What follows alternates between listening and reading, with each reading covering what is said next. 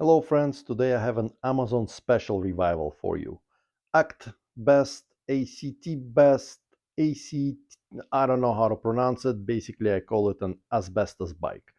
16-inch wheels, 1000 watt motor, standard equipment, nothing special but the price. I think it retails for about $700 on Amazon, and I call it a survivor bike. Why is it? Because it's been a month since new and it never made it to the shop except now. The kid was riding and the battery fell down. Pegs are rattling, brakes are non-existent. I don't know how he was riding it for the whole month, but it basically does not engage at all. And when the battery fell down, it took down the kid and the bike with it as well. So we have a bent crank arm. Let's take a look at what we got and figure out if is there anything else.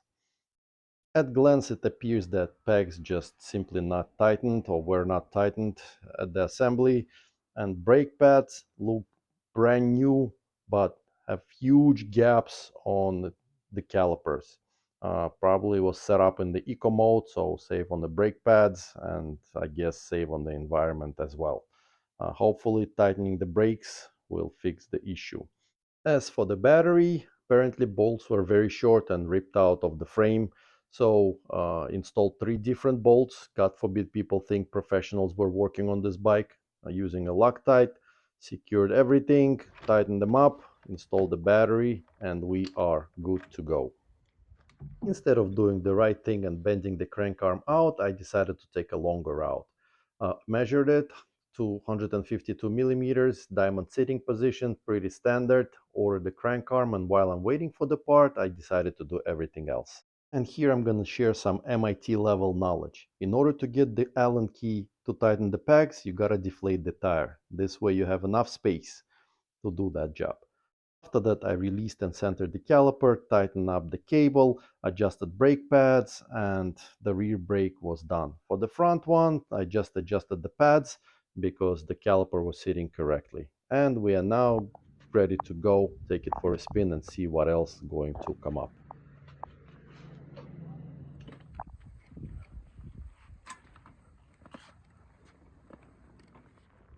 Bike was riding nice and straight, even though a little hesitant on the throttle, and I don't think it's a 1000 watt motor, but who am I? It's written there, it's probably 1000 watt. But upon braking, I realized that the steering is loose, so we're gonna have to tighten that up to bring it up to spec. Very easy.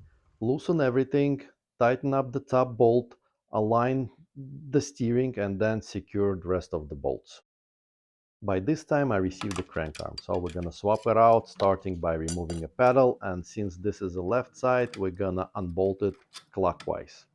And I guess this is the only special tool for bikes I'm using, removing the crank arm, but you can use whatever methods you know, hammer, screwdrivers, whatever it is, pry bar.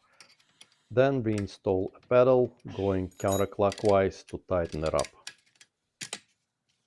And if you're curious what kind of tool I use, it is made by a company called Park Tool, and I cut down the top so I would be able to take out the crank arm without removing the pedal if I need to. And this is the name and the number of the tool. Okay, bike is done. I'm taking it for a spin, and I was able to get it to 25 miles an hour using just the throttle. Bike rides straight, brakes good, no noises, everything is good to go for a customer. Now, will I buy this bike for my kids? No, it is too powerful for them. For adults, I think it's a little too small, 16-inch wheels, and I wasn't able to pedal very good. So, who is this bike for? I don't know. It's up to you to decide. But, anyways, thank you for watching, and till next time, take care.